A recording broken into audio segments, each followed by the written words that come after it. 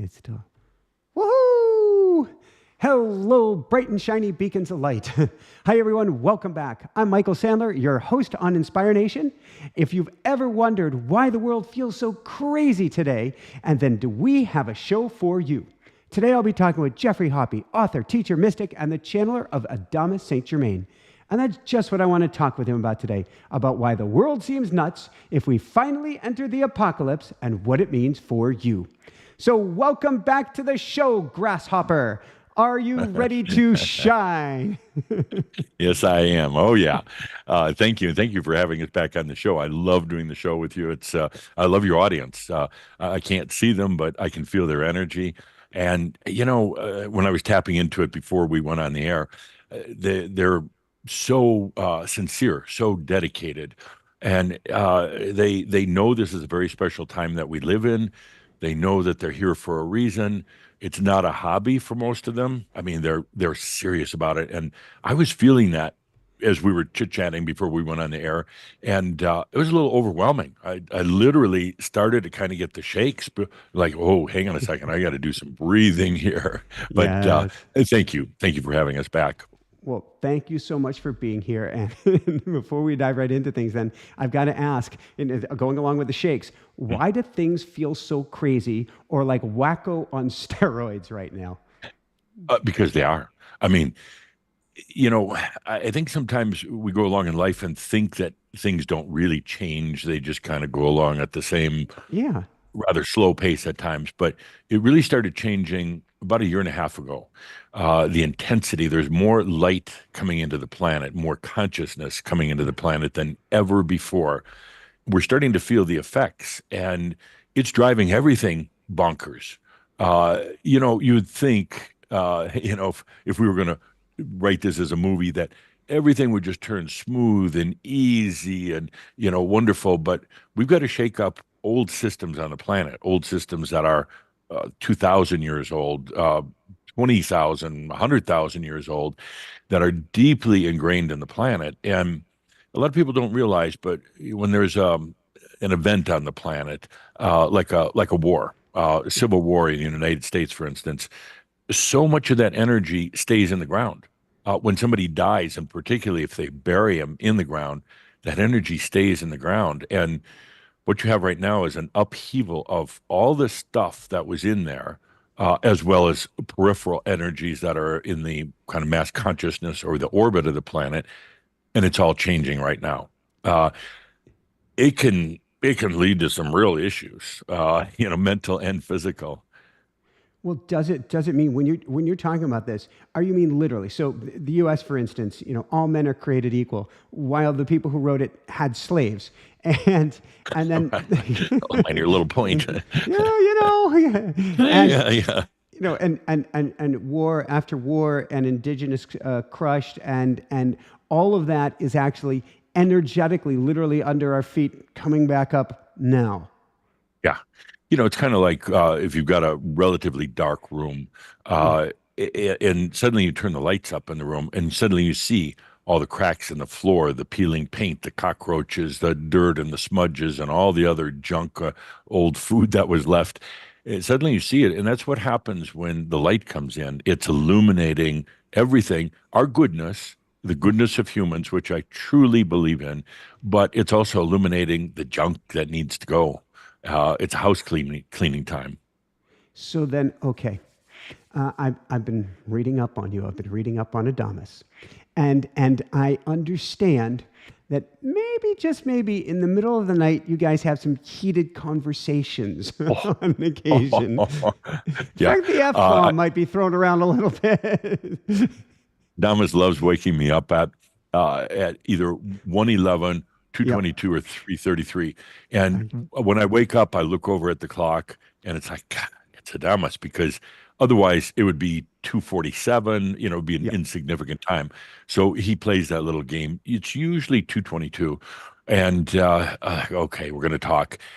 And actually, once I'm kind of awake, I don't mind it. We chit chat, and sometimes for hours, and then I don't remember all the conversation at the end. Although now I do keep my iPad at bedside and I type little notes. The only problem I really have with it is it wakes up Linda, because I mean, we're chatting away and I'm tossing and turning. So, but he loves to have those conversations. I would say once a week. Yeah. So the question is then, why, and tell me if this has been happening more and more, but why do you guys butt heads so much in the middle of the night? Um, he's I call him Professor Adamus, and he's kind of a taskmaster. And just for comparison, when I used to channel Tobias, who Yeah. is he was a father in a previous lifetime, so gentle and loving and compassionate. Adamus is a professor. He's a taskmaster, and he throws things at me that I just don't get, and I try to ask for explanation. A lot of times, his thing is, find out for yourself. But when he says things like, "All energy is yours," it's like, well, I mean, everything, and he goes, "Yeah, everything."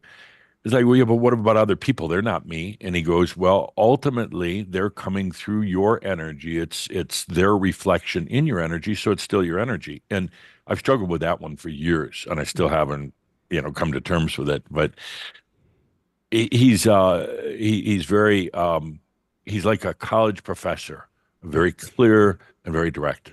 So have you guys had arguments about this time period as the apocalypse and what in the world is going on? Well, the first time it actually came up was we do an annual Merlin conference in September of every year. We have one coming up in a couple of weeks, and I channel a number of different entities. So the first time the apocalypse came up was actually with this beloved Saint Germain. Now, for listeners, there's Saint Germain, who's been around for a long time, lived on Earth many lifetimes. Last lifetime in the 1700s, an amazing character. Adamus Saint-Germain is kind of a facet of Saint-Germain that he fashioned just to talk through me to Crimson Circle to what we call Shambra. So it's more arrogant, it's more brash, provocative. He's just kind of that way, um, but he's trying to get a point across, Yeah. and he's like, "We don't have a lot of time. We got to get that point across." But back to your question, so the first time this real mention of the apocalypse ever came up was 2 years ago at the Merlin conference. It was the beloved Saint Germain. Right at the end of the conference, in the last hour, he's talking away and he said, by the way, here's the date. This has been pending for a long time. A lot of work is being done in the other realms by what they call realm workers to prepare the energies for it. It's going to occur on March 22nd. I'm sorry, March 23rd, 2022. And that was the beginning of the apocalypse. I remember after doing that channel, walking off stage going, what the? I mean, couldn't you have kind of told me up front that, you're going to be talking about this? But he dropped the bomb and said, it's coming now. It was later on, it kind of sunk in, and I even get the chills just talking about it now. All of this work that Mhm. we've been doing for lifetimes is coming up right now, is here right now. What's that All of the even mean? preparation. Pardon? What does that even mean? All the work we've been doing. So there's work had to be done on the Earth, on this planet. A lot Okay. of things had to be adjusted, cleared, made ready. Everything, even from Cryon, which I think you're familiar, Lee Oh, Carroll, yes. We Cryon. had him on this Yeah. past week. Good timing. So Lee Carroll, channels Cryon, and Cryon did a lot of work in adjusting the magnetic grids of the planet, which also ultimately affected the ability of our DNA to make changes. That was part of the preparation work that went into this. Wow. Our lifetimes of studying the metaphysics, our lifetimes, even in our spiritual quest and our religious backgrounds, has been preparing for this. That from the time of Yeshua, Jesus, Yep. to the time of now, 2,000 years has been in preparation for the apocalypse. And when they announced it through me, and said that it was going to occur on March 22nd, March 23rd, 2022. Those dates are all confusing. Oh, I've got it. I've It's got like, it from your articles. And I'm a numbers guy, so it means a lot to me. It's yeah, March 23rd, March 32323. So Right, it's a right. fascinating number, because Yeah. you've got that number. To me, represents there's creative solutions, but there's a hell of a lot of decisions that get to be made. Yes. Yes. And the decisions are happening on a very deep personal level within the individuals. I mean, this Yeah, isn't something that the UN is putting together or anything. This is a very, very personal decisions. And a lot of people on the planet are being confronted with that, or have been in the past year and a half or so. Their own journey, their own destiny, where this planet goes from here. And it is mind-boggling, the implications of it. Now, the funny thing is that we had this ceremony in Hawaii, where we do a lot of our workshops on March 23rd, 2022, and the nothing happened that day, yeah, which I knew wasn't going to. It's everything that happens after. But we had a lot of feedback from people saying, "What the hell? Woke up and I'm the same person, and I got the same pathetic issues, and nothing changed." No, things are changing, but they're changing at levels, very deep cleansing levels that we're really not quite aware of yet. And it's going to continue to happen individually, but yeah. ultimately for the planet. So we've got thank you. We've got the energy of everything coming up. We've got the Yes. energy of plugging in. We've got this shaky energy. Is that why everything feels so off, so wacko, so weird, that even if you saw and believed what you saw and the what I call the NEWS, the negative worthless stimulation, even if you saw that and saw a quote unquote positive story, you feel whoa, overwhelmed and Yeah. spun right now. Yeah. And you know what? Because of the kind of the gravity associated with all this, they're not going to be pumping out a lot of good news. The gravity is almost demanding that they pump out the extreme news, Yeah. and even exaggerate that. There is a lot of good news happening on the planet, but there are more and more, journalism is more and more, I guess you would call it biased or influenced, and not in a conspiracy way, but there's more drama than ever. If you go back 20, 30 years ago to the news media, they were much more partial, but now there's that whole swing of pushing this thing, and it's actually is ultimately actually help pushing the changes that we're going through. Yeah. Well, it's interesting. I was talking about this earlier today about the algorithm and about YouTube and about Google, and they're designed. It's by design, and we'll get to technology in a little bit, and then I'd love to hear from Adamus. But it's designed for polarization. The more Yeah, radical you make the story, the more us versus them you make the story, the more eyeballs go to it. And I think that on the surface, that's horrific. But actually, if you go yeah. beneath the surface, that apparent wedge is actually helping to bring the change back about faster. Yes, and on a personal basis, for those who have gone into awakening on their journey to their realization, there's something that we call the awakening zone. Yeah. So you're going along in life, you hit your awakening, you think everything's going to be fine and dandy. Suddenly, things fall apart. You lose your job, you get divorced, you get sick, and you go, "What the hell was that?" There's kind of a roller coaster effect. It goes up and down. It's like a wave form, and you go to some very high highs and then very Yeah. low lows. The objective in it is you create a momentum, the higher highs, lower lows, until finally you hit the awakening zone, that point where you then just go off the charts. You get off the roller coaster, and now you're flying. And the planet is kind of going through that too. It's interesting when you're doing that wave function, and to me, everything is a wave. Everything is this potentiality. But it's Yes. making me think of, for lack of another term, I think I heard this first as a kid, Boy Scouts marching across a bridge.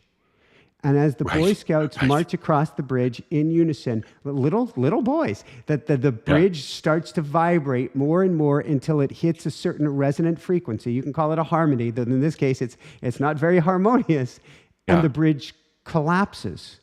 And that Yes. almost sounds like what you're talking about. We get into sync with this vibration, and then at some point, everything collapses, and that's the apocalypse, the collapsing of the old Yes. to allow us to Yes. burst through into the new.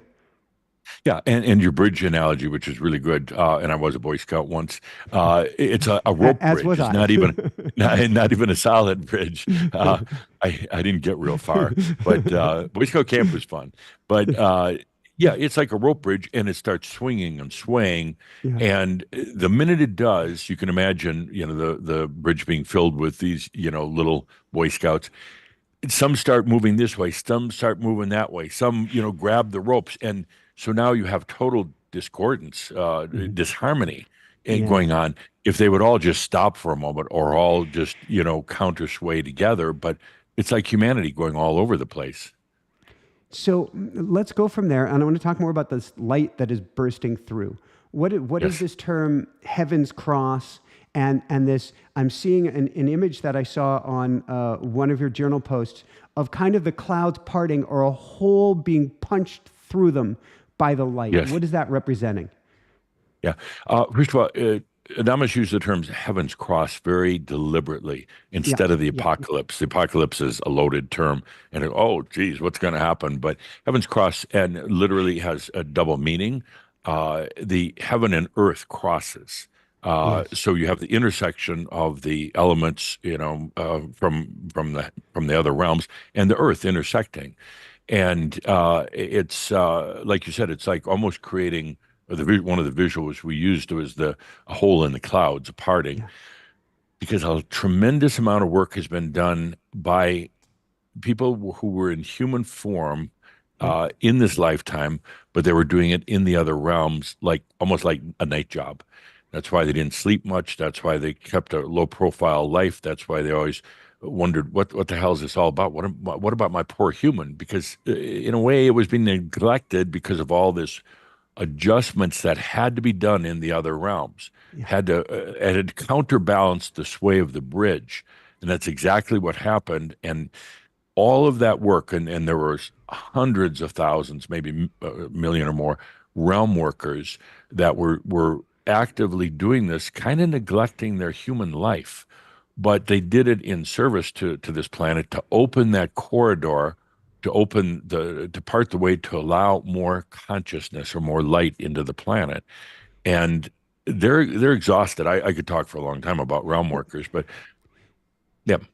yeah. So, well, I'm very curious because one of the things that I keep hearing recently is about how if we set our intention, or even if we go through the day and things that haven't worked out yet, if we set that intention and play with those things before we go to sleep, they are magically dealt with or put together before we wake. And I wonder if we can actually volunteer to be a realm worker by saying, I want to focus on how I would like to reassemble this world before I go to sleep and set that intention and then do good on the other side before we wake in the morning. Yeah, yes, absolutely correct. And uh, but just with a cautionary note, at a soul level, there's a deep understanding of what the human of the soul expression as the human is doing. Yeah, Sometimes the human gets in there and interferes and thinks, I have to, do this specific thing, that thing. We call them yeah, cause workers, yes, that they always have to have a cause. Sometimes you're actually better off just saying, yes, I am that I am. I'm already doing the work. So my human's getting neglected, but I'm already doing the work. And by the way, the realm work is done now. Everybody's been dismissed. Everybody's yeah, been sent back to their human self. And when they came back after decades, or well, longer than that, of doing this work, they were exhausted. It's like the troops coming home. They served their country in this case. They served the planet, yeah, came home and nobody celebrated their grand work that they did, and it was grand. Again, I could go into long detail, but they're exhausted, they're tired, they kind of want to leave the planet now. They say their work is done, and they're exhausted, and it's one of my personal things is to acknowledge them and to thank them and to make them realize that their work was yeah, huge and significant. We talked last time on the show about the ETs, or you and Adamus did. He was pretty vocal about it. But they pushed back a lot of the resistance that was coming from the extraterrestrials about what was happening on this planet. The extraterrestrials did not want to see it happen. So they weren't battling ETs, but yet they were feeling that push, that pressure.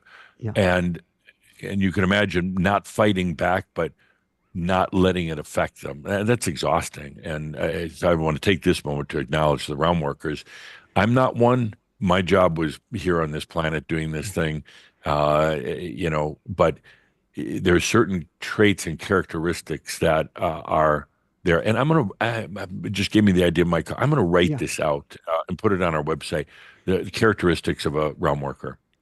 Can you share more? So it was one of the questions I had tonight, which is why we're all feeling exhausted. So the question is, is that because we're a realm worker, or because people who are drawn to your work and are drawn to my work are feeling the energies more? So I'd love to know more about what is a realm worker, and if we're not a realm worker, why we're feeling so exhausted at this time. Yeah. About realm workers, and I do want to write that list up. I don't know why I haven't done it before that. And so my wife Linda's sitting over here. Linda, would you write a note that I have to write that up? Yeah. But the characteristics of a realm worker is they came here in this lifetime in particular, knowing that they were going to lead a relatively quiet life. A lot of them didn't have big positions in big companies. A lot of them didn't even have children, or that wasn't the focus of their life. They came here, they had to be in human form to do the work on the other side, if that makes any sense. They had to have that connection, the bridge. Here we go with that bridge again, that bridge between the realms. And so they led a relatively quiet life. In a way, in a kind of a weird way of putting it, their soul kind of neglected their human, but it was by agreement. And a lot of times they suffered from a health standpoint, a lot of times with depression, but in a higher level, they came here knowing that and said, I don't care. I want to be part of this realm work that eventually is going to open the floodgates to consciousness on this planet, and eventually transform this planet into the planet of light and love in all of creation. And it's going to set the whole standard for every other dimension. People think in terms of our planet and the rest of the universe and where are all the ETs. It's like it's like a two-dimensional object trying to figure out a three-dimensional object. You can't do it very well, because what's happening is not what it's about out there in our physical universe. It's the other dimensions or other realms that are out there. Those are the significant ones. And what the realm workers did was had to do an incredibly challenging balance between our physical dimension and the other dimensions, and so that it didn't overwhelm and basically explode our universe and the planet. It took an amazing amount of I'm trying to think of the right words, like mathematical work and balancing work. I love your bridge analogy. They had to delicately balance that bridge with all the Boy Scouts on it so that it didn't fall apart, break down. At the same time, they were trying to live a human life, and oftentimes never really got deep into relationships, deep into careers or anything like that. So that's one of the characteristics. A lot of the rest of us were basically here. You have your dream states at night, but you weren't doing all that exhausting work. Yeah, we were doing work here too, all in preparation. We're exhausted. We need a spa treatment for about a year, and my advice to everybody is take it, do it, give something back to yourself, and then sit back and watch what happens on this planet. Don't get involved in the politics and the duality right now. Let the rest of them do that. Let's sit back and just shine our light. Thank you. And we're going to go to Adamus in just a few minutes, but All right. What have you been hearing then, if we're going to sit back and we're going to grab our popcorn and try to recover, what have you been hearing is coming for humanity at this time, and is it going to get even bumpier? I'm going to let Adamus answer that. That way it's his problem, not mine. People can get upset with him and not me, but the answer is yes. But let's. He wants me to let him in. He wants in. Yeah. All right. But I'll leave it with a statement. My own personal statement is this isn't just like another time. This isn't a great big made up story. This isn't a carrot in front of the horse. This is so real and it's here right now. It's not 20 years in the future. It's right now. And I really ask every viewer to really feel that for themselves, that we're in the most special time and crazy time, but the most special time ever. Uh, Adamus always says, you know, you're never going to experience this again. So savor it instead of run from it. You're never going to experience becoming enlightened while you stay in physical body, while the planet is transforming into the new human species. Thank you. So then the last thing I'll ask before we let Adamus in is, how do we know? How do we tell? Are there signs? Are there ways to know we're not making this up? Yeah, the easiest way for me anyway is to stand back and watch what's going on in the world. If I'm right in the midst of all of it, I'm getting involved in all the chaos and confusion and everything, it's hard to see. But when I truly step back and take a look at not the negative aspects, but the undercurrents of what's happening, it's like, oh my gosh, I'll give you one example. You can't not but notice technology that's changing everything. Adamus started talking about artificial intelligence back in 2014 as like the focus for that year. And a lot of people kind of roll their eyes, now AI is everywhere. I bought a new toothbrush recently. It was AI toothbrush, which is gimmicky, but everything is AI and it's exploding. Part of the thing is a lot of us on the spiritual path, we don't like watching the news. We stay away from it. We're averse to it, particularly if you're a realm worker. I don't want to read about that. But I do keep up on news, but mostly technology trends. There is not a day that goes by that I'm not blown away by something that's happening in technology and hasn't quite made it here yet, but it's in R&D and it's about to be here. I was reading something yesterday uh, that basically is a whole new replacement for the pain medications like oxycodone and things like that, which are very, very addictive. And AI figured out how to use a very safe technology that basically tells the nerve endings, don't go into such pain overload, but without the addiction. It uses a type of a glucose signal. And I'm like, you've got to be kidding. And this has not been, studied by the pharmaceutical companies for the last 20 years. This is a result of AI in the past year that can do it so much faster. And it's going to be here probably early next year.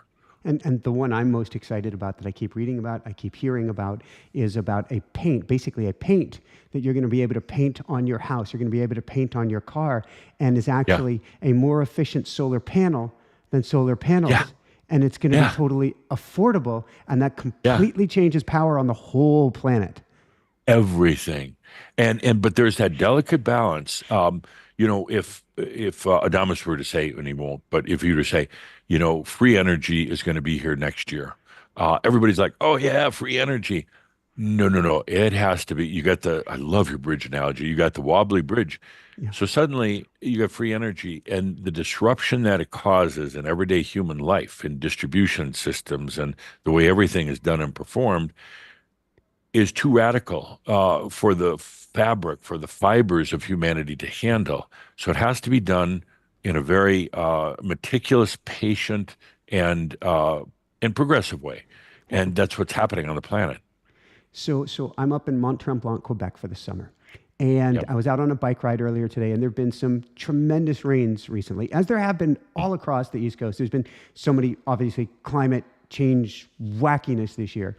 And I got to a bridge, and a small bridge again, and there are two people kind of crawling under it and looking around because so much water has gone through on the trails that the bridges are now wobbly. And so I had to get off of the bridge and take my time going across it, even though it was deemed safe, which sounds exactly what this time period is like. Yeah, yeah, Take your yeah. time across the bridge. While you're talking, I'm thinking, oh my gosh, the new updated term for realm workers should be bridge workers, because Yeah. that's exactly what we're all doing, whether we're doing it here or in the other realms. But we're building that bridge between the realms, and it really between duality. It's amazing. I'm having a Noga Booga moment because I remember when Jessica and I first got together. And Jessica would say that she was conscripted. She didn't choose to be with me, but she was like, I want nothing to do with you. I want nothing to do with you. We were like total instant best friends, but I want nothing. There's no way I'm going to, just beyond pushing me away. And then she Yeah. heard that we're supposed to be together. So we went into ceremony, we lit candles, and we sat across from each other, and we closed our eyes, and we both saw a bridge. And Wow. and Wow. we Wow. even heard who you're being channeling, hearing Yeshua speaking, and we heard that we are meant to be a bridge. And so Yeah. this understanding of bridge worker, that's it. That's who That's it. and what we are at this time. So everyone in the chat right now, if you're here, if you're attracted to this energy, you are Yes. a bridge worker helping us to cross the Yes. chasm, the cavern, the water, whatever we want to Yeah. call it at this time. Yeah. Yeah, and to take that a little bit further, we are so brilliant here. As a matter of fact, Adamus is even like, "All right, I'll give you that. That's pretty good." So, in the past, it was always, being on your journey, coming to the chasm, coming to the cliff, and there was a Yes. fog, and you couldn't see across to the other side. You had a knowingness that there was something there, and you had a knowingness that you never wanted to go back the other way. You'd come this far, but now it reminds me of one of the Star Wars movies where there's that dead drop off, Oh yeah. and you look down and it's like, oh no, but something inside you tells you take that step, take that leap, and cross to the other side, not die, but you go to that other realm, and I, that's it. But now there's a bridge. Well, let's play with the Spielberg analogy and Lucas analogy. Let's go. I Yeah. don't even remember which one it is. Raiders of the Lost Ark. It was the one That with was the it. That was it. Yeah. with the well. There is in Star Wars where there is that bridge that they had the lightsaber fight, and Luke is looking down over his side. But in Raiders of the Lost Ark. That's it. With the goblet, I can't believe everybody's going to be telling me what it is. The drink of eternity. That only what is it? Only the righteous man shall pass, and Yeah. he had to get very clear of thought, and he had to Right. step over the cliff, and a glass bridge appeared beneath Appeared. his feet. Right. Right. That was it. It was Raiders of the Lost Ark, and it was a beautiful scene, and I think we all relate to it because you're like, oh crap, but every part of your human self is saying, don't do it. Every part of your soul self is saying, Yeah. don't worry about it, and that's a huge leap. But it is so beautiful because now in our discussion here, I'm realizing, oh my gosh, we're making that bridge so you don't feel like you're going to fall into the chasm. We built that bridge so people can go into the deeper realms of themselves and the other dimensions safely. I know you do too. We hear music while we're channeling. We hear music as we're going on. We Yeah. hear lyrics. And so you said we built that bridge, and I'm hearing we built that city with rock and roll, meaning Right, the right. energy, the vibration, the frequency that we're bringing to this, the energy that Yeah. goes beyond words is helping us Yeah. to build this bridge. Yeah. And then you could extend it even further. It's the over the rainbow thing, but now we got a bridge and like, and yeah, I don't hear music once in a while while I'm channeling. I hear a lot of laughter. Oh, cool. But I don't know. It's some of the other ascended Yeah. masters laughing I, their ass off. I get lyrics, I get movies, I get Oh, popular culture, I get things that like I'll have to go check on a movie or a song. I'll hear a song. People have been to my classes, and I'll start singing a song. I don't even know what song it is. It's like from a song from before I was born. right. But So no, I love what all of us, the yeah. listeners, viewers, you and I, a little bit of Adamus. What a great concept now, the bridge, and it's there. So should we go to Adamus and go to this bridge? And oh, I guess I got the one last. Forgive me, everybody. Um, when we get to the other side, are we going to get to blow up the bridge so there's no going back? Oh, oh, you know what? That bridge will be so easy to traverse back and forth that it's what Adamus calls the and. You were humans and we're divine beings, and we're going to be able to walk between the realms simultaneously. So you're going to the bridge is magical because you're still going to be on the other side, the human side of the bridge. At the same time, you're going to be on the whatever you want to call it, the divine side of the bridge, and they'll be simultaneous. You'll be no longer just living in one world. You'll be in both, not going back and forth, but in both. I've heard a good description of this recently, and I take absolutely no credit from it, but going from Homo sapien, physical being, to Homo spiritus. We still have Ah, the physical element and we have that spiritual. Not that we were ever not spiritual, but right. now internally we are that bridge. Yeah. By the way, Adamus calls the next gen jokingly calls it the Robo Sapien. Oh no. You know, with our implants and our everything else. Greg But Braden, if he was here on this call, he would go nuts right now. yes, yes. Well, but it's happening. I mean, the ability to augment the human body is just in the dawn, and it's going to continue on and on. There'll be people walking around a few years from now with implants, with artificial limbs, which are already here, but really effective limbs. A lot of implants. The scary thing is, to me, it's scary. Adamus keeps saying, "Don't worry about it." But what if we're truly robotic beings? And he's like, first of all, it's up to you. But he said, look at it this way: biology is totally foreign to your angelic self, but you infused into it. You embody. What's the difference if you embody into a robotic being? You know, it's not the I, body; it's the soul. I'm an early adopter. I'm a, what was it, Lee Majors bionic man. I have twin $6 million titanium man.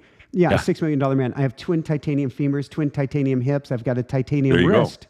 So, and I'm still me. Yeah, yeah, I'm still yeah. me. Because also what you end up doing is anytime you have that type of thing in your body, including fillings in your teeth, you Good allow point. your consciousness to infuse in it. And now, we could talk about all sorts of horror scenarios where, we've got all these zombie robotic beings walking around, but ain't going to happen. And Adamus will tell us more why that won't, but it's not going to happen. Those are kind of doomsday scenarios. Those are, the kind of Armageddon things. Yeah. He is, and here's where I battle with him at night, just to test him. Uh, that I'm like, okay, this apocalypse, don't you mean Armageddon? Isn't this the end of the world? And he goes, yeah, it is, but the world that you knew, the old world, the world of duality energy, the world of wars. Yeah, it's the end of that world for sure. But we're evolving into a world of true love, not the old kind of love that has been on the planet. And by the way, he claims that love is only 5,000 years old. You know what? It blows people's minds when he says that, particularly the traditional New Age crowd. Oh, they can't handle that. Zoom type. They can't handle that. But he explains it very, very, very well. Um, but anyway, he's extremely optimistic about where the planet is going, but saying there's going to be a lot of crap between here and there. It's the And end of the world as we know it, I and love I that feel song. I love that song. fine. Yeah, I'm not even going to try to sing. I'm not a singer. I'm a channeler, not a singer.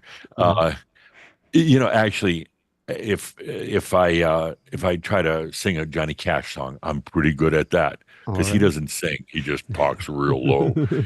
Or if I have a few too many drinks, I'll sing and I might even dance. But other than that, nope, stay away from it. Yeehaw. Uh, All right. yeah. Should we go So to Adamus? yeah, because he's getting a little annoyed, here Oh, because no. and he does things like makes people sneeze or, itchy or whatever. It's like, okay, all right, Adamus, we're here. And if you don't mind, I'd love for dear Linda of Isa, my wife Please. Linda, to come up here, and it helps. She does the breathing in. It helps me integrate with Adamus, Yeah. and then we're off and running. Beautiful. Okay, Thank you. thank you. See you after. All right.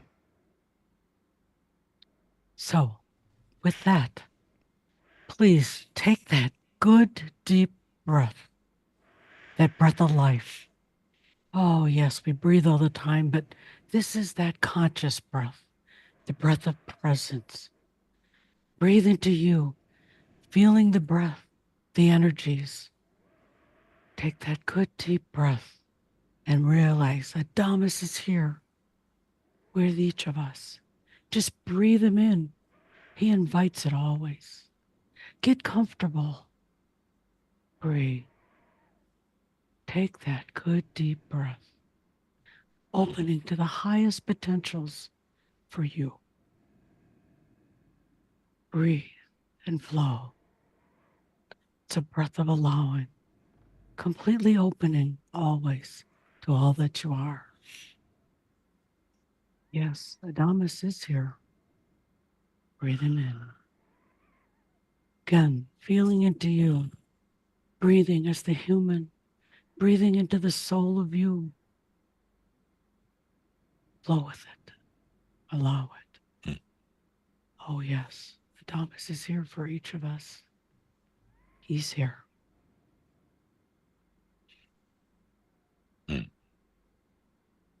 I am that I am. Adamus of Saint-Germain. Thank you for bringing us on the show. And I apologize in advance. Sometimes we have to work things from our end, uh, big timing, energetic dynamics, and that. And I understand that you thought you had another guest scheduled for this slot, but we needed to talk. Thank you for acknowledging that and having me on the show. And thank you to Calder and Linda for making this very last minute change in the schedule. Delight to be here. And I understand that you're in Faux France right now. Oop. And you've frozen on your end. Oh, Ah, no, ooh. you're back now. Yes, I am in faux France. I I, am in I'll, Quebec right now. I'll Yes. settle my energies down. Oh, it's not me; it's the audience. Oh, yes, Faux France. And you realize Saint-Germain is a French name that Yes. I gave to myself in that lifetime.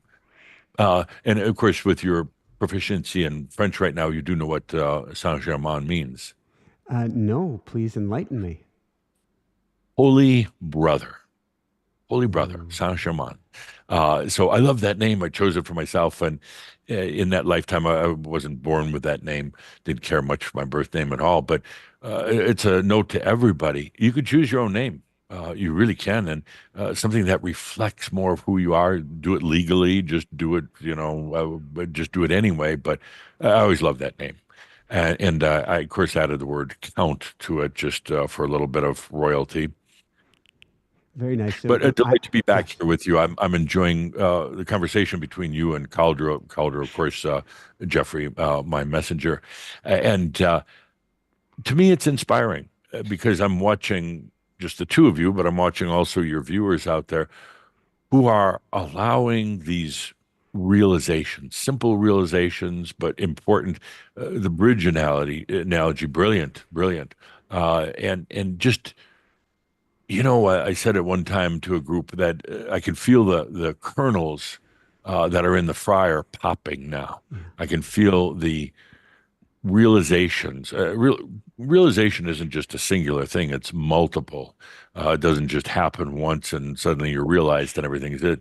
Even an ascended master like myself continues to have realizations, and you'll continue to have many. But I'm watching all that popcorn pop now in a kettle. It's been on the hot burner for a long time, just waiting to break from its shell, and now I'm seeing it happening. Delight. I love it. And I rarely have popcorn, and I had some about 15 minutes before we went on air. So You how does see? it get any better than this? And thank you so much for working your schedule and working your schedule with Geoffrey to be here this evening. It Indeed. was a miraculous set of coincidences, and I must thank our dream team member as well, Joyce, for making it all Yes. happen. So I want to dive into what the apocalypse means and all things of this sort. Before I do that, there was something that Geoffrey mentioned that I bookmarked and I had to go there. Is this a time when we're all reaching, and maybe all of us who are waking up are reaching enlightenment? And what does that mean? I'm going to go back real quick on a statement you just made. You said it just all worked out by magic to have all this happen. That's the way life should be. That is the Atlantean dream. That's the current dream.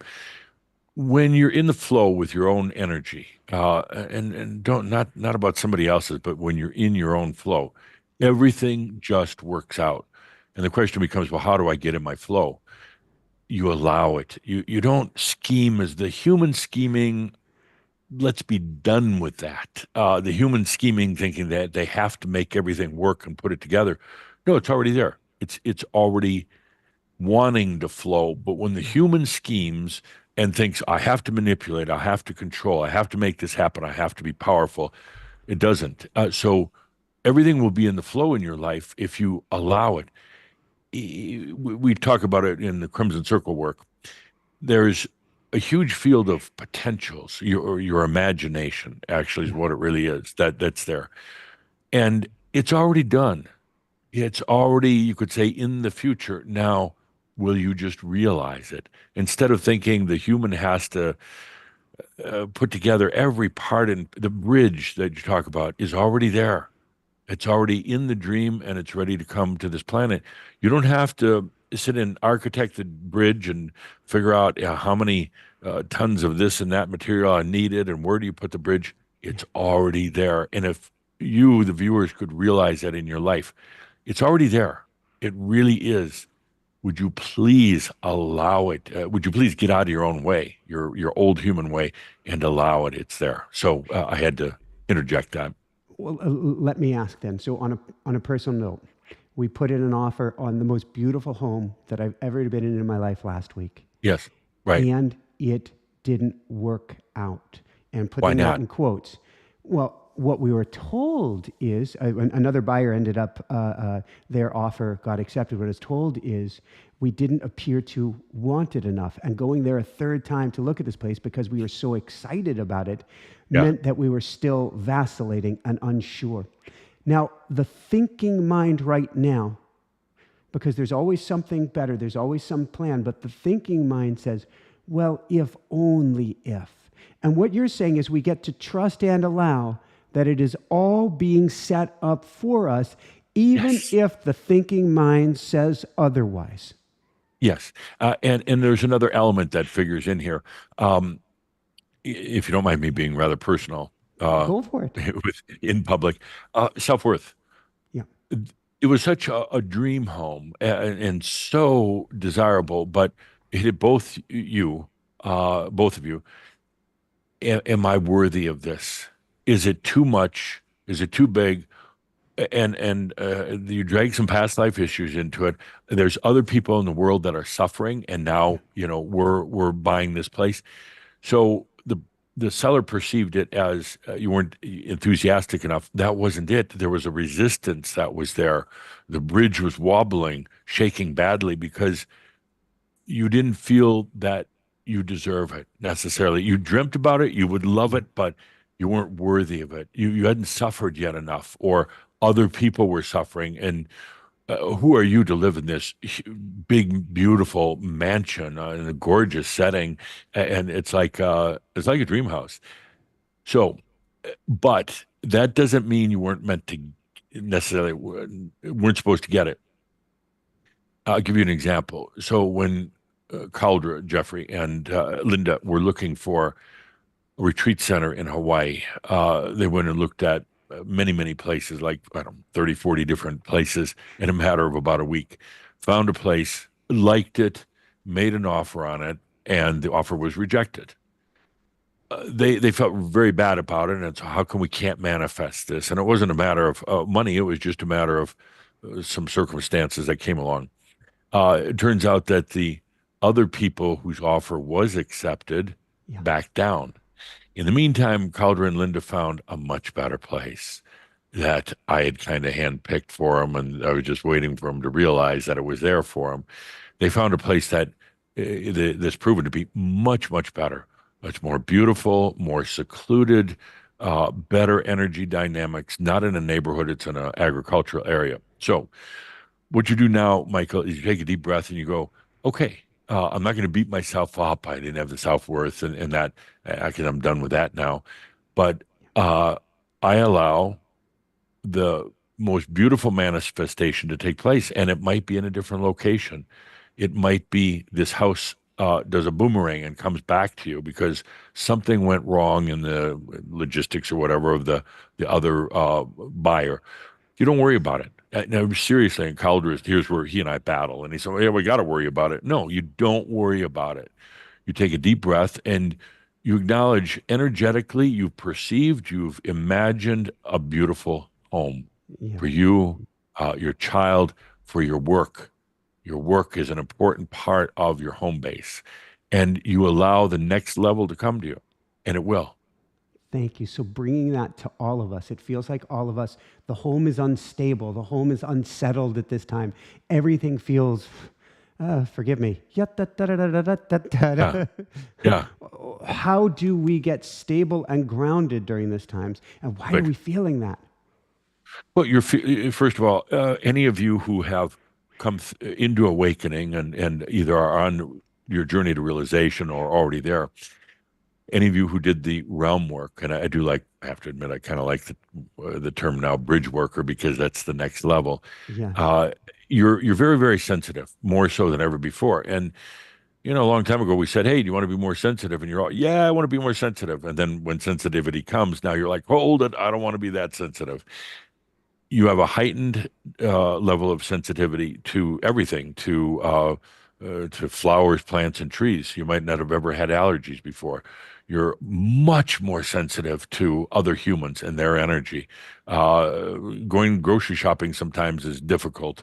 Going to the airport, Yeah. there's nothing wrong with you. You just become more sensitive. Now, what happens in the biometrics of your human body and mind is you learn to adapt to it. So you no longer feel assaulted by those Mhm. energies.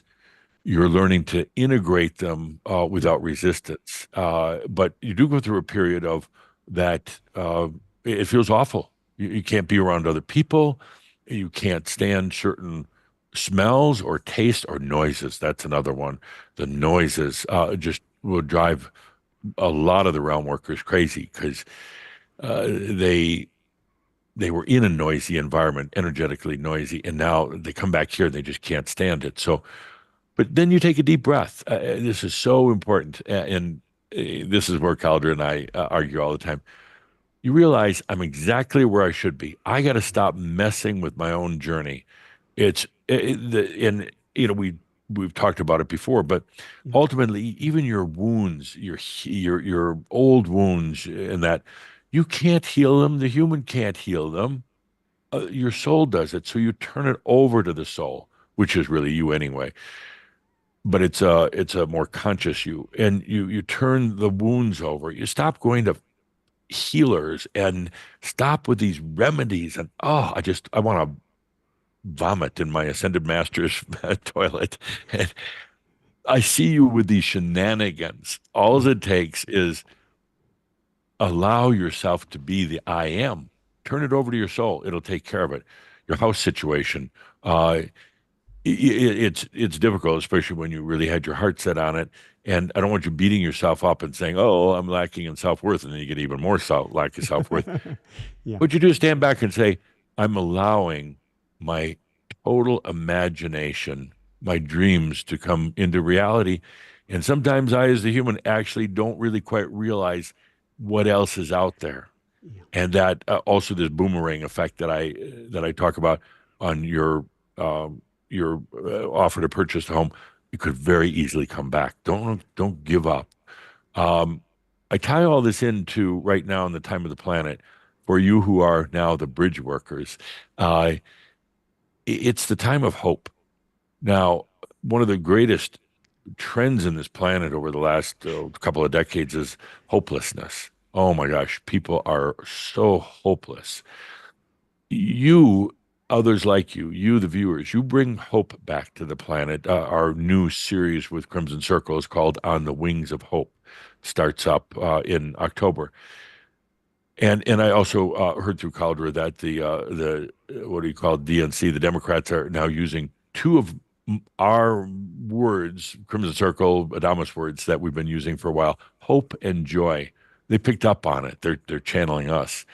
But it's very true. It's and this has nothing to do with politics. I just find it interesting that our words make their way into popular use. But the hope that for this planet rests in you, those who are viewing this, those who we call Shambra, those in Crimson Circle, and other consciousness groups, and that hope allows you to go into your imagination and get out of your human way of trying to think the mental construct, trying to think, go beyond thinking, and now suddenly you're bringing in the greater imagination of the I am into your human realm across the bridge.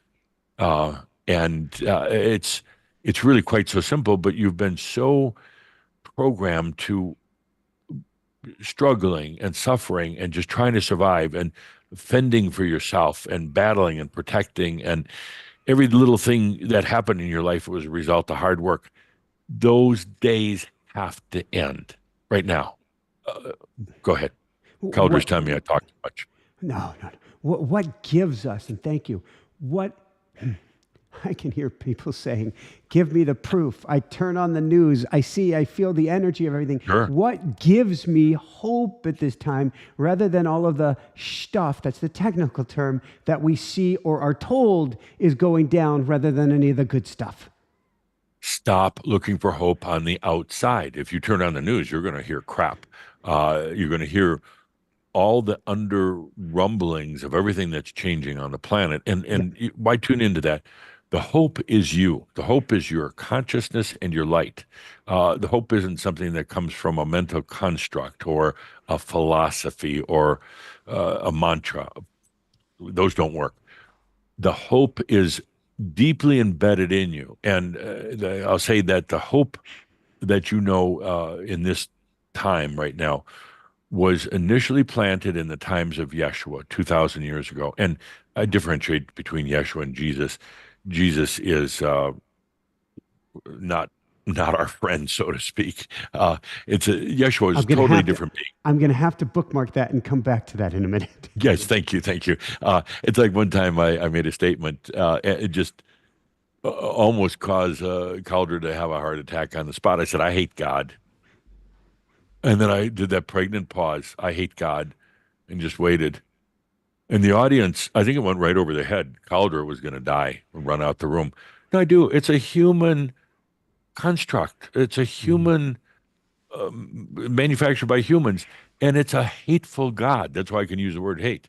It's a vengeful God. It's nothing what spirit is really like.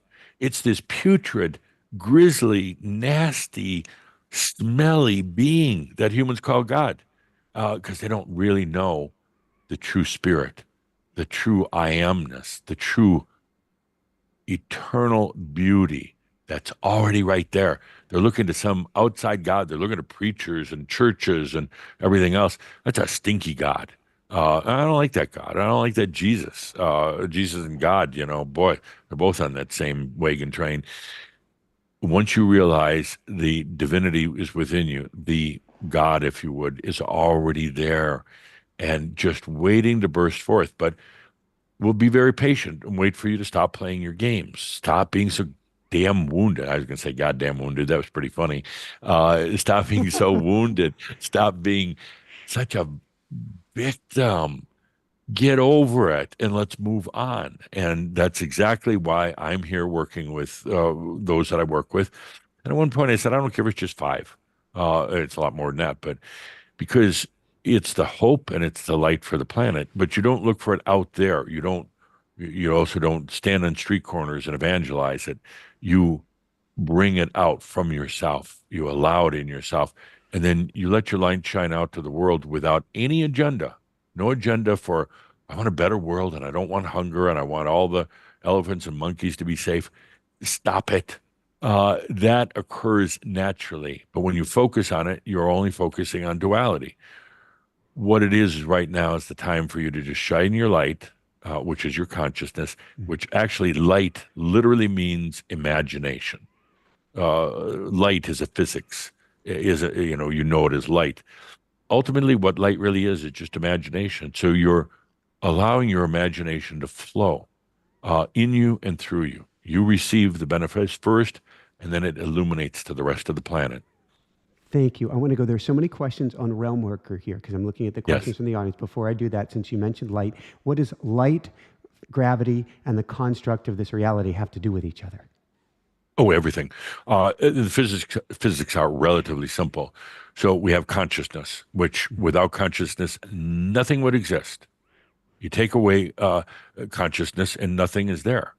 Consciousness is the core of everything. It contains no energy. And I want to underline that like 80 times because I hear some of this metaphysical, quasi metaphysical stuff going on out there, talking about how consciousness is energy. They have nothing, they are not together Yeah.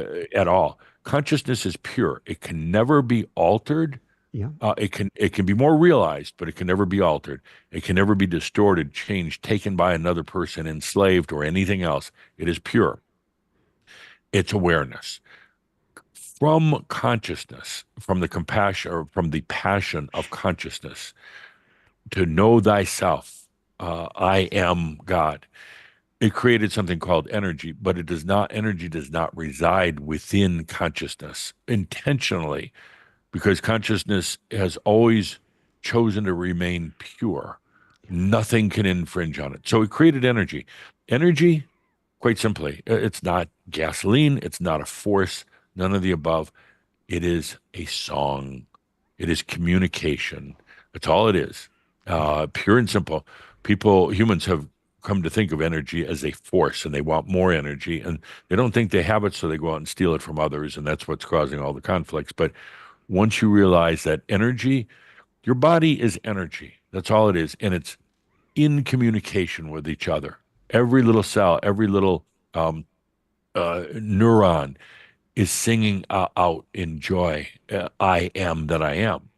However, it's oftentimes not heard or perceived by the human mind or ears because all they're perceiving is noise and battle and conflict. But if you really listen, all energy is the rejoicing of existence. Then that energy, when commanded into experience, when a human desires something to happen, the energy then transforms into light, and not just light like light to be. Light is imagination. That's all it is, and reality is nothing other than imagination. How big can you imagine? Well, humans have imagined quite small, intentionally, to be focused in this reality, but it's time we break through that. Your own light is nothing more than grand imagination. And then ultimately, we have elements like gravity that you mentioned that come into play to help create this very condensed reality for which you to play in, which you can play in, but ultimately, you release yourself from that by reimagining. Thank you. So there are a lot of questions here. First off, I do, well, I'm going to take one of the questions on Jesus, then we're going to go to the realm workers. One Yes. person asks, if I don't have the exact words in front of me, but they saw Jesus in a near-death experience. Is Yes. that Yeshua? What are they seeing? Because if you're saying I hate Jesus, that's not what you mean, is it? Right. I love making really provocative statements. I love blowing people's minds. So when somebody has a near-death experience, and here's okay, Calder and I have a little argument back and forth because I'm going to blow away some of the concepts of NDEs. When a person is released from their physical body in death, it is a euphoric experience for the most part. It's almost like taking the best drug ever because you've been so trapped in the physical body. You've been like, if you're familiar with Gulliver's Travels, the book, he's tied up and staked on the beach and he can't get up. Well, you're tied into this environment mostly by gravity, mass consciousness, and other things. And suddenly you're released. You in the deathbed, you're usually in a degree of pain, and it's like suddenly no pain, no weight, no force against you, and it's euphoric. It's orgasmic in a way. And oftentimes, what happens in NDEs, near-death experiences, is that people then go to their beliefs, and or not just their beliefs. They may be agnostic, they may be atheists, but they've heard a lot about Jesus. So suddenly they're still kind of operating in the mind, even though they're not in the body. And what happens is in comes this flood of belief. So when you die, you go to what you believe. Yeah. We call it the near earth realms. It's not in the highest order of consciousness. Hopefully you pass through those. But one of the first experiences is the white light. My God, I'm free, and you might see Jesus, you might see Buddha. More people see Jesus than Buddha, but Buddha doesn't mind. It's still part of your imagination, your mindset. It's not necessarily what I call real. Jesus is not standing there waiting. So Uh, to add to this, I'm watching the comments coming in, and we just hit six. By the way, I And want to add one yeah, thing Calder doesn't please. want me to say, so therefore I'll say it. Jesus in the other realms was not the same as Yeshua, who actually walked the earth. Jesus in the other realms is still on the cross. So, If you, yeah, if you really encounter Jesus in the other realms, he is on the cross, and he's suffering, and he's bleeding, and he's agonizing, and he's asking God why God forsaked him. so that sounds to me like a human aspect. It's a And human construct. Yes, thank you. And so when people are saying, I don't trust anybody who hates Jesus, what you're saying is, I hate the human construct. I do exactly. not hate Yeshua at all, which is pure love. Yeah, and I almost dare you in your promotional thing. Got the little graphic and that you put up on the website with your picture and Caldra's, and how about the headline? I hate Jesus. Oh my That God. would get Pun the intended. God I Oh my hate. God. It's we could talk at length about it. I'll make it very, very short though. Sure. You can create a group of humans can create a like a collective being. Also, there's another term for it, but you put your collective energies together and create that being. Jesus, even Yeshua, was not a soul being. Yeshua, the pure, real thing, was not a soul being. It was created by a group of angelic beings who infused their energies together and created the master of love, which was Yeshua. That was Yeshua's message on the planet, love, and that's it. Now, in the meantime, along the way, particularly in early Christianity, they didn't want to be all lovey-dovey. So they said, "Okay, Jesus, he suffered for your sins, and you're bad people." So they created this entity called Jesus, who actually was never embodied, never walked the earth, but can be found in the other realms on the cross. And I'm not kidding. That because that's how humans see it, and they still believe it. And very, very few times is Jesus referred to as the master of love. It's the one who's is suffering for your sins. So he's still up there suffering, but he's actually not a soul being. It's a collective consciousness of the many who want to believe that. It Yeshua sounds is like very different. Yeah. it sounds like a projection on a movie Yes, screen, it and that's is. what we're seeing. Exactly. And then people believe it and then they worship it. And, Yeshua is saying, oh my gosh, you don't realize the Christ is within you. You are the Christ, not this Jesus on a cross. That's despicable. We're, we're going to, as we break through here on this planet with light and love, we are going to blow apart Jesus. We're going to blow apart that concept that's causing so much suffering and agony and power and control. And one of the things that's going Calder's telling me I'm talking too much, but I'm having too much fun. You are so open. I'd appreciate that. One of the things that we're going to do is blow that concept apart, Yeah. and to the point where the suffering Jesus, is not there anymore. One of the things that could very likely take place Yeah. on the planet is the next pope really won't be a pope at all. I mean, kind of, and then he's going to disavow it. And this, I'm having a little talk with Caldra.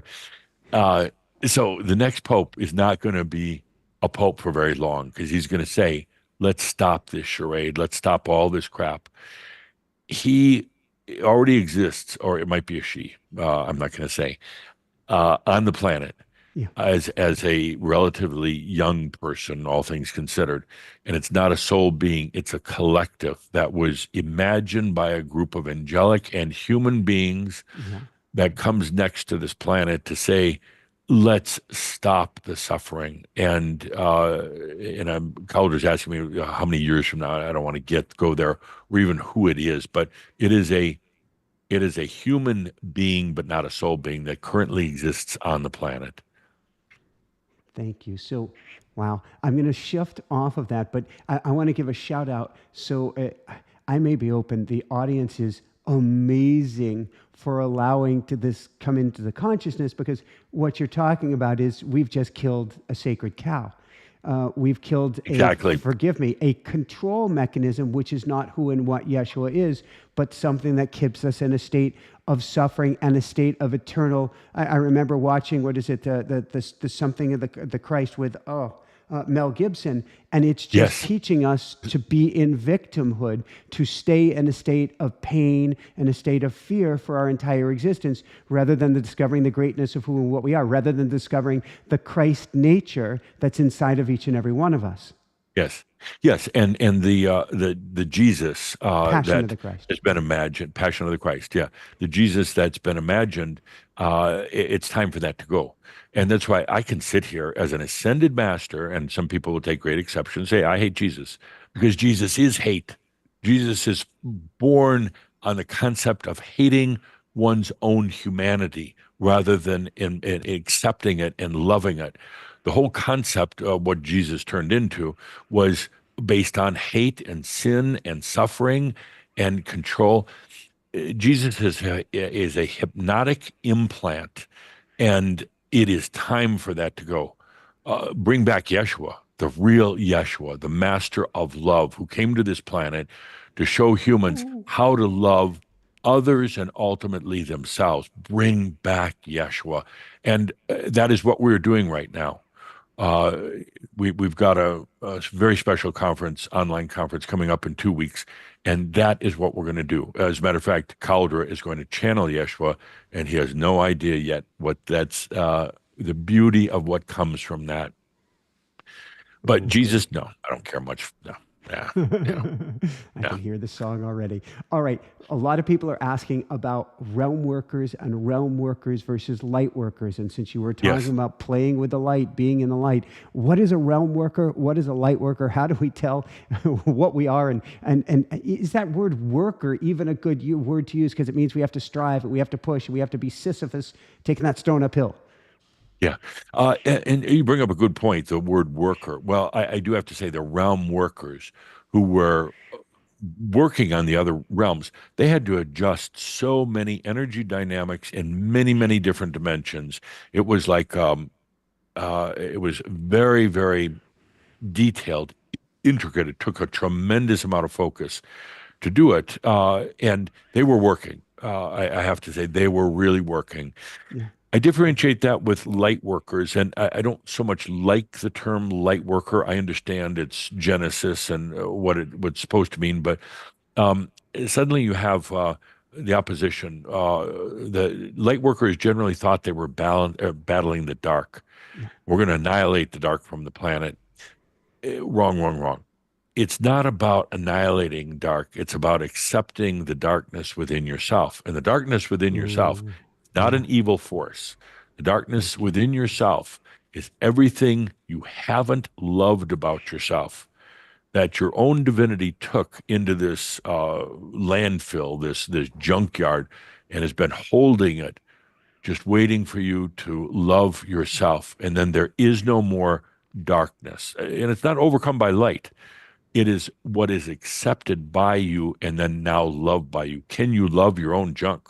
Can you love all the things that you thought were despicable? Can you accept that it's not the darkness within yourself? There's no opposing force.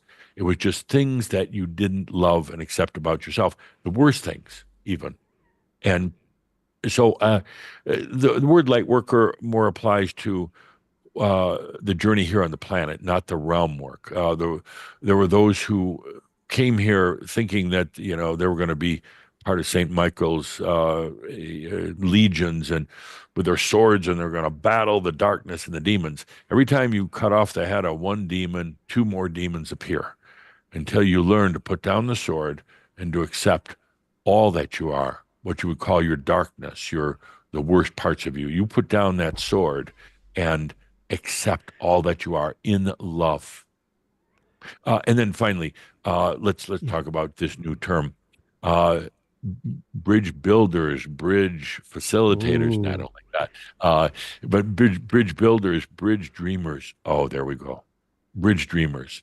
That's really what you're doing. You're dreaming of that new bridge, and it comes from the imagination, which means your light, which means it will come to be. Many will not see that bridge, but the ones who are ready will see it and they'll recognize it. Oh, okay, some key questions here. And this is one that I definitely wanted to get to. You say many may not see it. Is that by choice? Is that people being left behind? Is it simply that people are coming on along at their own pace? What do you mean by that? There are many on the planet right now who thrive on battle and power and injustice. That is their way because ultimately it's the way they are with themselves. They're still battling themselves. They're still unjust with themselves. They still don't recognize the beauty of their human self. They're not going to be moving forward. They're not going to be crossing the bridge because they're having too much fun with their own suffering. As this planet evolves, as we go into the new era of humanity, we go into the new age, which is upon us, not 100 years from now, but it's in really the next 25 years.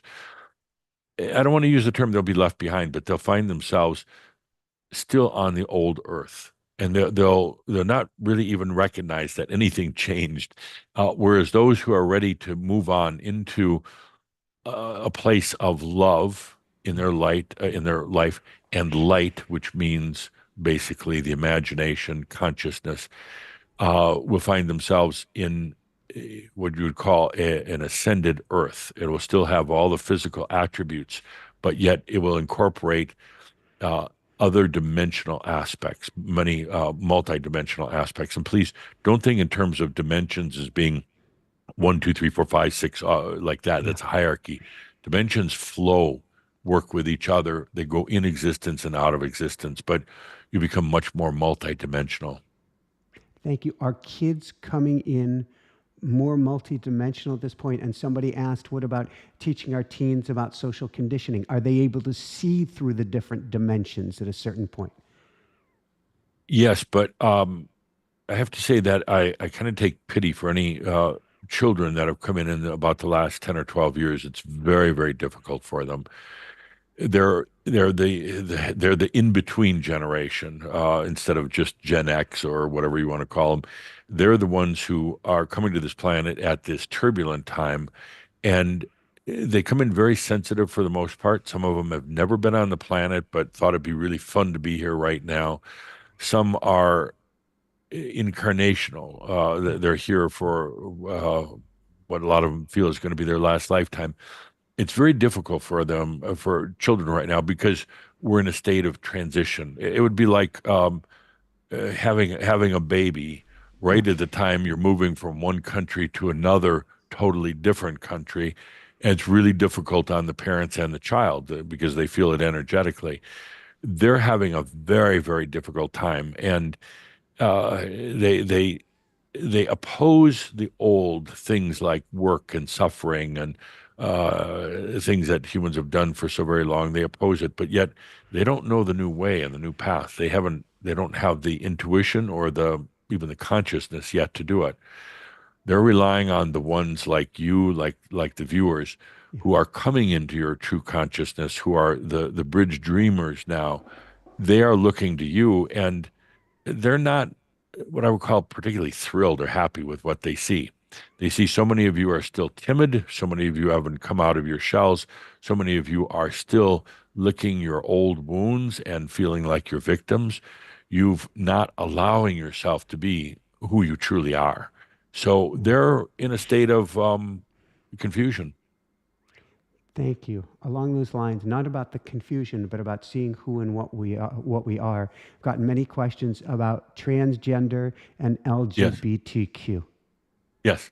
So I'll go even a little bit further back than that. A number of years ago, Tobias, my predecessor, talked about the 13th strand of DNA that was coming in. He was referring to the gay community, saying that this whole division between masculine and feminine Yeah. had to come to an end, not just man and woman, but the masculine, feminine within. And so they come in as gay, identified, oftentimes confused, ridiculed. They go through a lot of suffering. They go through a lot of physical and disease issues because there's a lack of true acceptance from themselves or from the outer world. And now, as part of the shift from a very strict and old Adam and Isis energy, masculine and feminine, we're seeing so many more come in as transgender or one of the many other identifiers that people use. They're helping to break down the old separation between masculine and feminine, Yeah. and but they're going through so much suffering. It's gotten better, but not much, in my opinion. They're not accepting themselves, and sometimes you hear them very prideful, Yeah. displaying, their new sexuality, but you go deep inside, and a lot of them are still having a hard time because they're being judged by their parents, friends, peers. They're being called queer, and they're just helping to make the shift. Uh, and the shift isn't a gender thing at all. The shift is about the energy dynamics within one's being, the marriage of Adam and Isis, or masculine and feminine. It's they are doing some very tough work right now. Thank you. So many directions I want to go, but you mentioned Adam and Isis versus Adam and Eve. Would you mind Yes. giving some clarification? Now, ISIS is a angelic celestial organization, so to speak, not necessarily a family, but an organization that gives expression to the feminine. And that doesn't mean just women. Men are very feminine as well. It gives expression to the feminine. It is the original birthing energy for the cosmos, Yeah. both the physical universe and the other dimensions. If there are birthing activities, if there is new creations. Oftentimes, most of the time, it will go through Isis. Isis isn't just one being, although you could say that it's the collective energy of all those who assist it. Many of you who are viewers here tonight have been in the order of Isis, have served it in the past, and you learned a lot about creation. So the counterpart to Isis was the protector, the archetypical protector energy of Adam. The Adam energy was there to support ISIS and to support, to defend, protect, support all the rest of those things, and to provide love and compassion. Some would call it the masculine energy. At some point, Isis looked upon her creations and was dismayed, was unhappy, felt that she created more chaos in the cosmos than she had done good. And at that point, she turned over management and control to Adam, the masculine energy. Yeah. And Adam, out of sheer love for Isis, uh, said that he would take care of family. He would take care of things. Well, he went a little too far, particularly when Earth was created, and particularly in the more recent times where the masculine energy has been so dominant. He went a little too far, but it was out of love for Isis. Now he's learning to back down. We call it the wound of Adam. I did a beautiful series about that that's available through Crimson Circle, the wound of Adam. right now, what we're seeing is the masculine and feminine learning to release all the old baggage and marry once again to the point where there is no more differentiation between masculine and feminine. Thank you. What does that do have to do, if anything, with the healing of the planet? And do we need to do anything to help? You mentioned don't be focused on, I think it was a monkey and I don't know if it was a monkey and a whale, but that maybe that Gaia, Mother Earth, is able to take care of herself. Now, I know you've talked about Mother Earth transitioning. Now, that's a hard one for me to understand. But what do we have to do for the Earth to be okay, or do we have to worry about that? Oh, Doris is going to be fine. Gaia's leaving, and it's about time. It's kind of overdue. She's tired. You thought you were tired. She's tired. It's time for humans to take responsibility. It's like saying, let's say you buy a house, for instance. Are you going to take responsibility, or are you going to say, well, it's the bank's problem or somebody else's problem? You know, this is your planet. This is your energy infused into this planet. You're not children anymore on this planet. It's time to take that responsibility.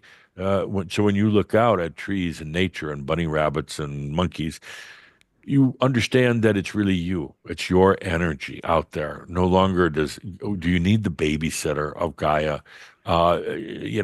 We asked her to leave hundreds of years ago. You know, I said your job is done. You've done a great service here, but she wanted to stay for a long time. We finally almost had to force her into retirement to say it damn time that humans take responsibility for the planet, for their environment, for there's a crystalline energy at the very core of the planet. I mean, it's like a huge crystal. It's not just molten lava. And it's time for humans to tap into that and realize it's their crystal, it's their divinity. Thank you.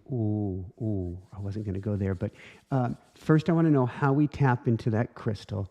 And then there have been a lot of people asking us, well, this one person said, what is the truth about this construct, which is not home, being hidden from us? How is outside this construct, which is outside these 12 dimensions, these 12 planes within the construct? So I guess first go to the crystalline nature of the earth and how we tap into that. Sure. And then what's outside of all these realms? Almost like what's beyond the Big Bang or beyond all of these universes or beyond the construct of the everything that we know? Yeah.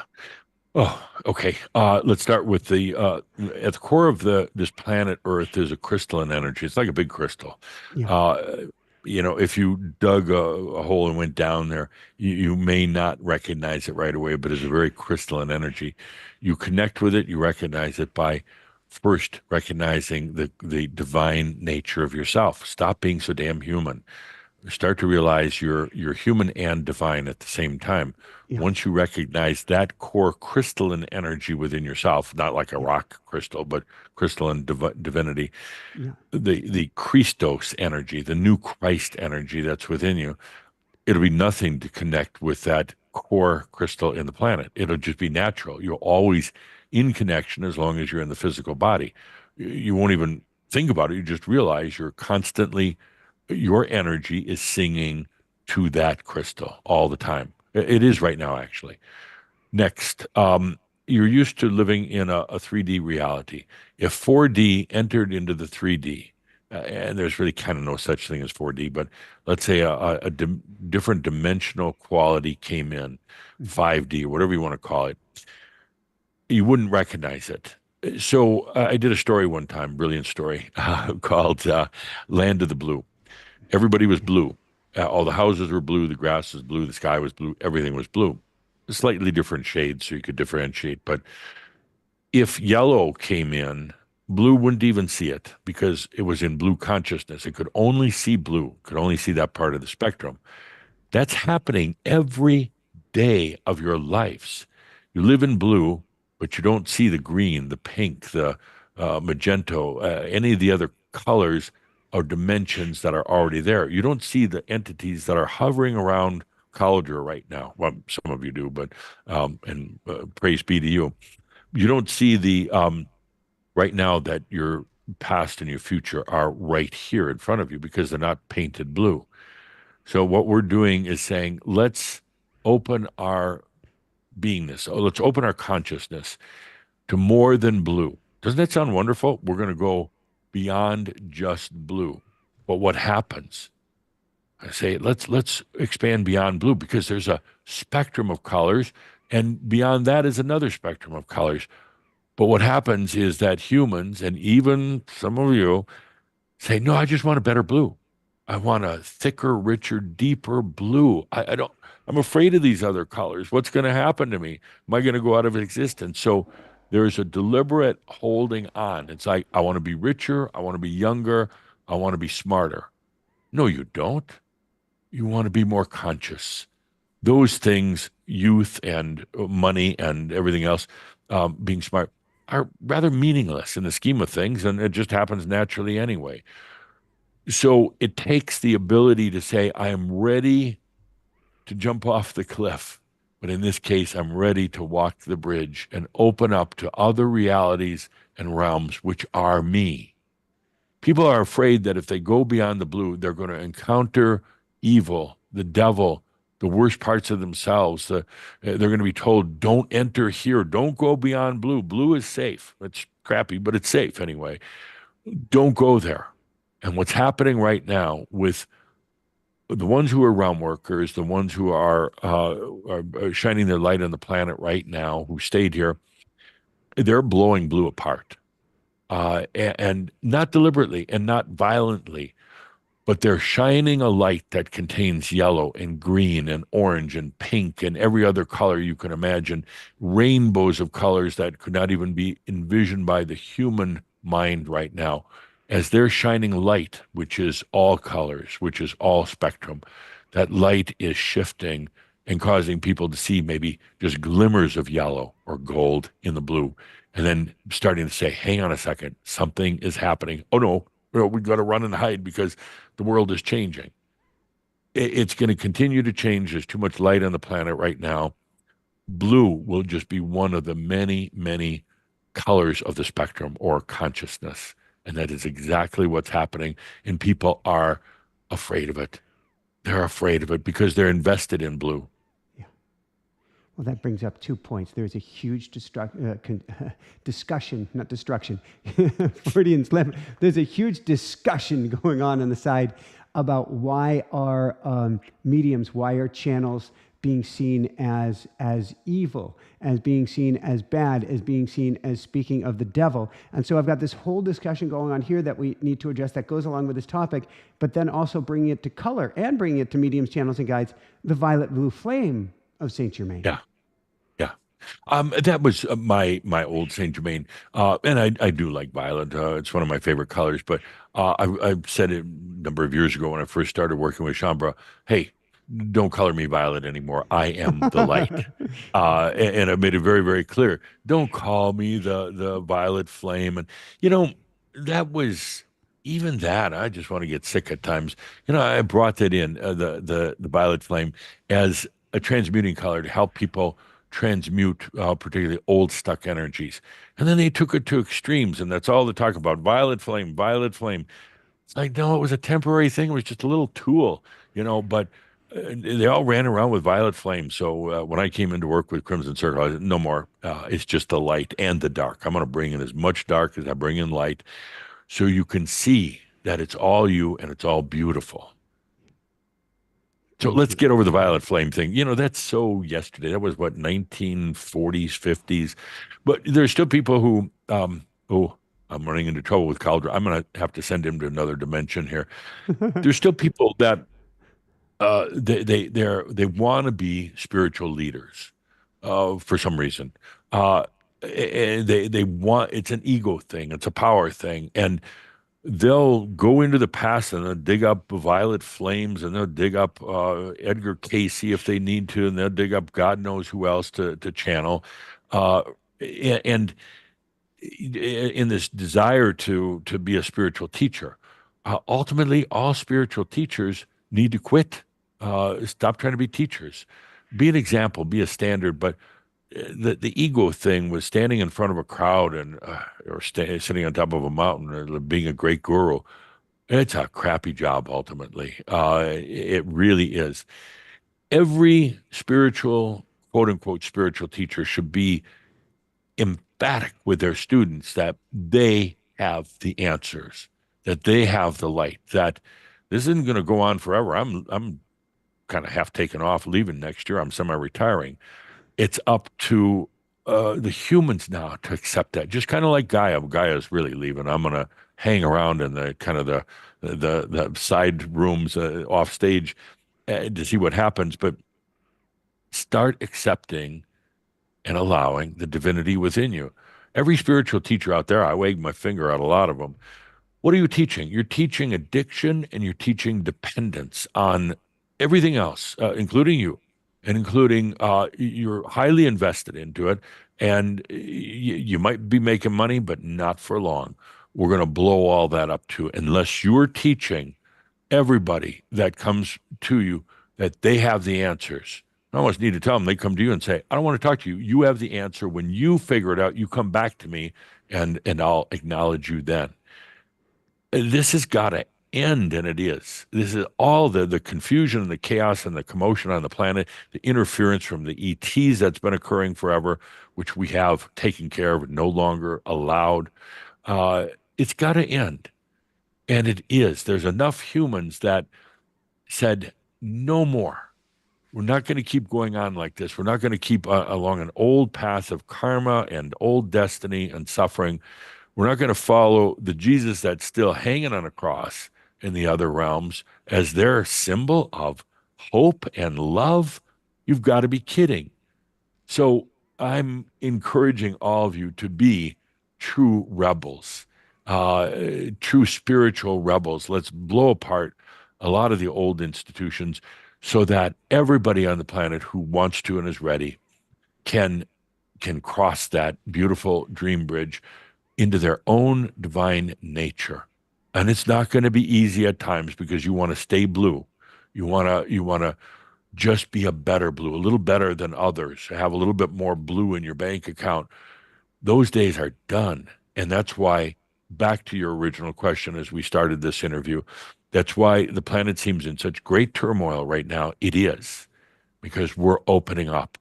We're going into the full spectrum of what I would call the divine nature of being human and otherwise.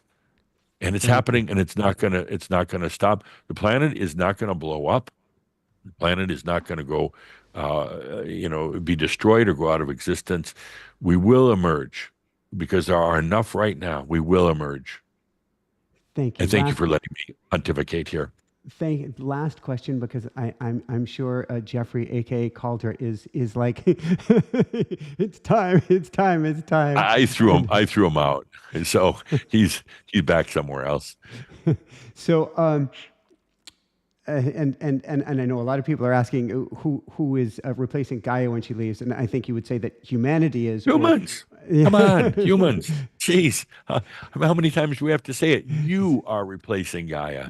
What do you need, a den mother all your life? Do you need a nanny? Humans are replacing Gaia. Where it was a question I had for Geoffrey earlier, and he said we're going to have to let you address this. Yes, we've got elections coming up. We've got wars not coming up. We've got wars at present. We've got all of this going on right now. What do you see? And we also get too attached with what's coming in the future. So it's an internal paradox as well. Yeah. But what do you see coming in the immediate future for humanity? I see everything blowing away. Blowing away. There is a song. Do you know this song? There is a song, blue. I'm so blue. Everything is blue. Everything about me is blue. Everything I see is blue. It's a blue, blue world. That song. Would you do me a favor next time I'm on the show, if I ever get invited back? Let's play that song. Let's play that song. You got it. So you're seeing right now all the undercurrents taking place. It's what Calder had described before, the up and downs of things. Don't just focus on the downs. Don't get all embroiled in. Tobias said it best years and years ago. He said, stand behind the short wall, meaning observe what's going on, be aware of what's going on, but don't get caught up in it. It's not your fight. Your role here on the planet right now is simply to sit on the park bench and shine your light, meaning have a latte, read the paper, read a book, write a book. It doesn't matter. it's up to you right now. The greatest service you can do to humanity is allow your light to shine. But what happens when I say that, and I use a park bench as a metaphor. You can sit in a cafe, you could do whatever you want, driving down the road. Let your light shine. But so many of you are still afraid to let it shine. You're still afraid that you're going to be exposed, that people are going to see you for what you are. Mm-hmm. It sounds crazy, but you're afraid because when you've done it in the past, you've been burned at the stake or beheaded or whatever, so you're laying low. Now is not the time to lay low. Now that doesn't mean you go out and start a church or pontificate on the street corner. It Yeah. means you take a deep breath and let your light shine. You've been holding the light in so much that you lost it. You've been holding it in so deeply that you forgot you had it. So now you take a deep breath and you let that light shine bold, courageous, and fearlessly. You let it open up. You let it shine into every part of your physical body so that you can become your light body. Every thought, your imagination, every part of your life, your past, present, and future, then you let it shine out onto the world. They will determine then what to do with that light. Will they use it to see the greater potentials for themselves and humanity? Maybe they don't. And it's not your problem. It's not your agenda. But you're letting your light shine so others who are ready can see their light. That's simple. Woohoo! There's a song by a dear friend, shaman. He's just an amazing being in human form, Sean Simmons, who has a song, Let Your Light Shine On, Let Your Light Shine Bright. Yeah. Yeah.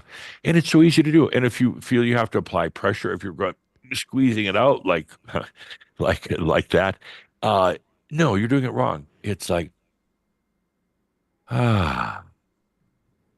And then it like waves coming over your own body, your own thought, and you realize you're in your own flow now.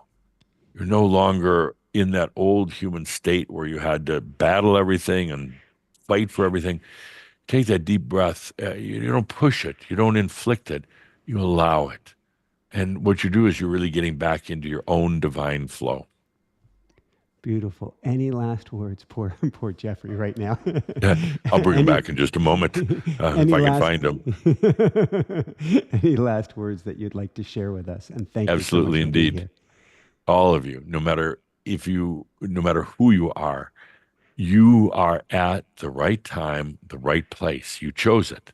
There's no mistakes. You haven't screwed up. You don't have a long rap list of bad stuff that you've done. You're exactly where you should be. Please acknowledge that. Please go in and ask yourself, not Jesus, ask yourself about it and then listen, because what you're going to hear is you are a magnificent being. You are a being of love. Would you please allow that to shine to the world, because the world right now needs that hope. So, with that note, I'm going to bring Caldra back. He heard his name being called, but I said Hope, not Hoppy. But come on back anyway, Caldra. Thank you And so much. Linda will do a little breathing, let Caldra come back in. And with that, I accept and thank you once again. We've had a wonderful past in the mystery schools and other places. And you told me one time that you were going to do something in this lifetime to make a difference to the planet. And I shook my head and said, I don't know. I'm not so sure about that because I wanted to irritate you. And look at you now. You're actually doing it. You are shining a light. So thank you Thank you. for that. You are acknowledged. We talk about you at the Ascended Masters Club. So with that, Thank you. I am Adamus of Saint Germain. Thank you. And so, with that, please, once again, just take that good deep breath, feeling into what these messages mean to you. Feel into it with each breath, this beauty, this light of each of us. Take that good deep breath, that breath of life, feeling into you, feeling all these potentials, so much here from Adamus. Breathe with consciousness, with presence, breathing with all you are, all of it, from the heart of you. Breathe. Adamus is so strong in his message, so wanting us to hear and love who we really are, each of us. Breathe and flow. Breathe into you. Take that good deep breath and truly allow yourself to flow with it. Breathe. Thank you. Okay, I am back. Yeah, it was exhilarating. Oh my God. There was, I heard, Adamus was saying some stuff tonight that just was a little bit beyond my comfort level, and stuff he hasn't talked about yet in any of the our regular monthly gatherings or workshops. So I got a little like warm up here, and Yeah. then suddenly I was like, oh my God, he's I mean he's talking about Jesus, and I'm sorry, I was born and raised Catholic, and there's a fear and a respect there. Yeah. And when he's talking like that, I'm like, and what would my mother say? But at some point, it was kind of interesting. Everything started to get very staticky, Yeah. and I'm hearing him talking, and it was very staticky. And the next thing I know, it's just like it's like hearing like the voices on the Peanuts cartoons, Charlie Brown cartoon. Yeah. And what is he saying? So anyway, I hope he left it in a good place. He left it in a beautiful place. I'm sorry if he kicked Good. you out. And Right. I'm sorry that we ran so long, but he was on a He roll. was push he was pushing my limits, big time, big time. And So, then it's like like listening to him dominate the conversation. It's like, Thomas, would you shut up a little bit? And but he was like, all right. Well, we've got to get you some rest. I cannot thank you enough. This is beautiful. Are there any last brief words so we can get you some rest that you want to share with everybody? This was the comments are positive. People have been so open, so amazing, oh, good, so good. understanding because this certainly could have gone. Right, right. Comments as and actually this is coming from Saint Germain, that he'll work with everybody, anybody. You just have to allow him. He'll kick your butt. As a matter of fact, he just announced to me the other day we're doing a new workshop format in Kona this winter.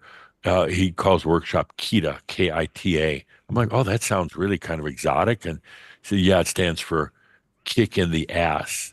Anybody who wants a kick in the ass, come to the workshop. Oh my I'm like, oops.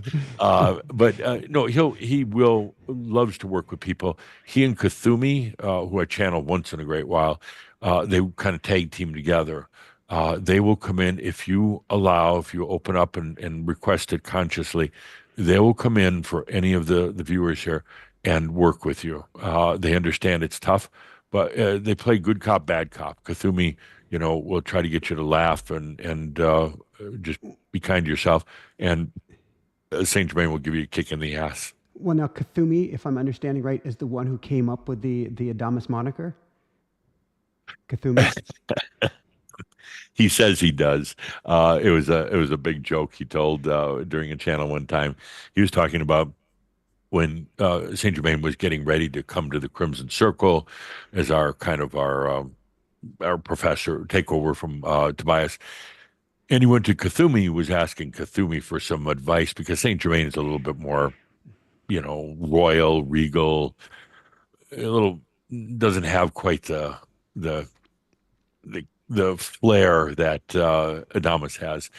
And he went to Kuthumi to ask for some advice, And this is a story. I don't know how true it is, but Kuthumi said, "Yeah, he came to me and I said the first thing is you got to change that name. Saint Germain just sounds so kind of stodgy, And Saint Germain is like, well, what do you think I should call myself?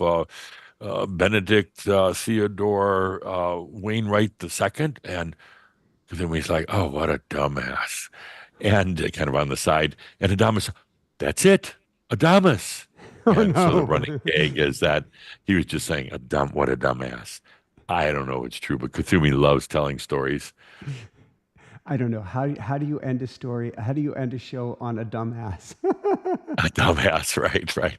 Yeah, you don't just thank you, Adamus. Uh, and by the way, I will be channeling Kuthumi, Adamus, Saint Germain, Yeshua, Yep. Merlin, the future human from 2044, and the Shambhala Collective in our annual Merlin online gathering, September, I think it's 7th and 8th or Yeah. whatever that weekend, Saturday and Sunday. You can tune in online if you want, and What's the we'll send link? you a special pass. Uh, I don't know what the link is. Just go to Crimson Circle, Yeah. crimsoncircle.com, Yeah. and you'll see it or type it in the search thing. I think it's out right on our home. It is on our homepage, and but it's going to be a hell of a couple of days with that kind of lineup. I'm intimidated. So, but it's right around the corner. Beautiful, beautiful, beautiful. I cannot thank you enough. I cannot thank your wife enough. I cannot thank everybody at Crimson Circle enough. And certainly Adamus, who was, who did he push a few buttons here Push a tonight? few buttons. And I want to thank all the viewers who are so adding your energy, really, truly adding your energy. While I was channeling, when I was still here, I heard a lot of laughter and joy. And, obviously also some like, what did he just say? But I just, it felt like something was opening up, and I really loved it. And thank you Awesome. for inviting us on the show. I know it's always a risk with the Damas. I mean, a Damas. I can't get that out of my brain now. We better end this show right now Dun, before I'm in trouble. dun. So for everyone out there, oh my God, this is Michael Sandler saying, "Be well, have fun."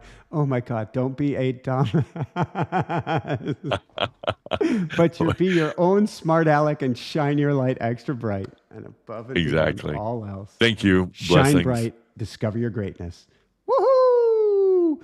Oh, And yeah. now, and now some music to help you to shine bright.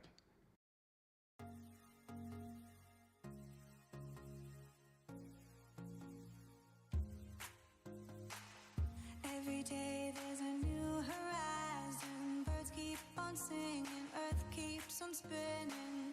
Time to toss any fears that rule you. Dance to vibrations, no limitation.